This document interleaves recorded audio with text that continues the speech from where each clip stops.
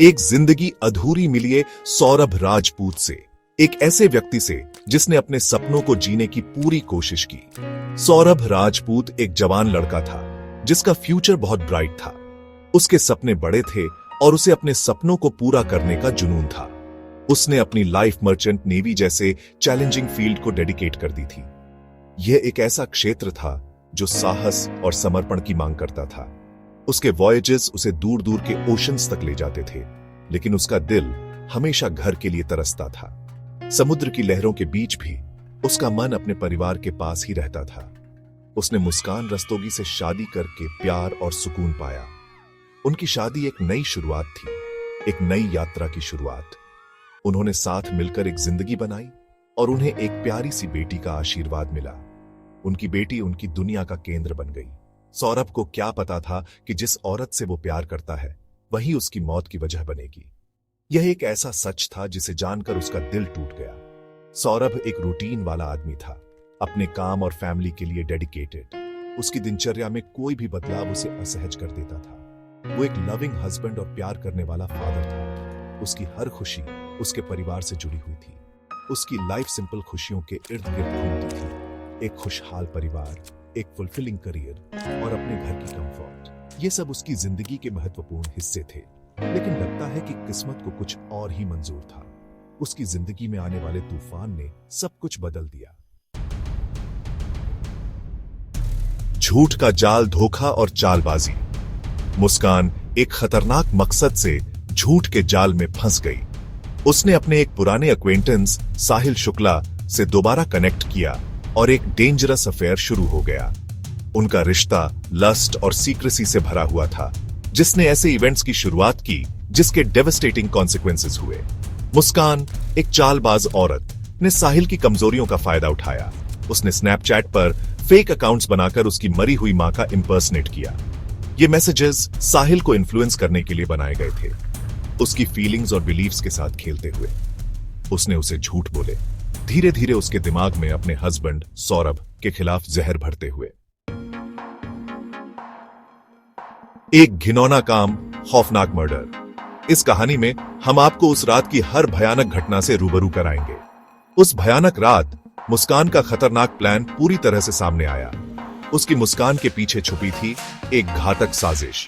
सौरभ अपने ही घर में हो रहे बेट्रेयल से अनजान आराम से बैठा था। उसे नहीं पता था कि उसकी जिंदगी में क्या तूफान आने वाला है। उस औरत ने उसे ड्रग्स दे दिए जिस पर वो भरोसा करता था।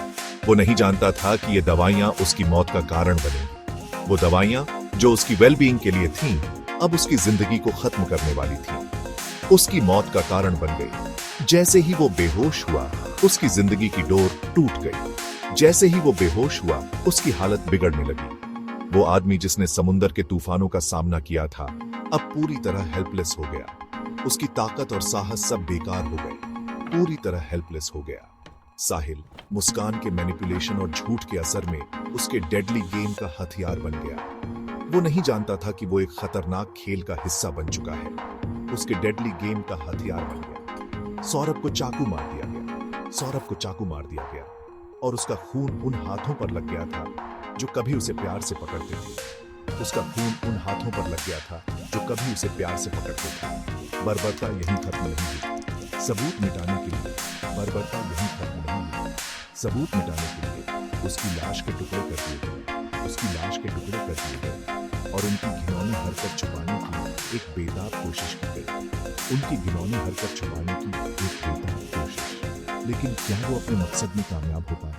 ये जानने के लिए बने रहिए। चौथा भाग, सच का खुलासा, कबूलनामा, गिरफ्तारी और सबूत। यह वह क्षण था जब सब कुछ बदल गया। अपने पाप का बोझ असहनीय हो गया। हर दिन हर पल वह बोझ और भारी होता गया। मुस्कान गिल्ट और डर से घिरी अपने माता पिता के सामने कबूल कर लिया। उसकी आंखों में आंसू थे और दिल में पछतावा।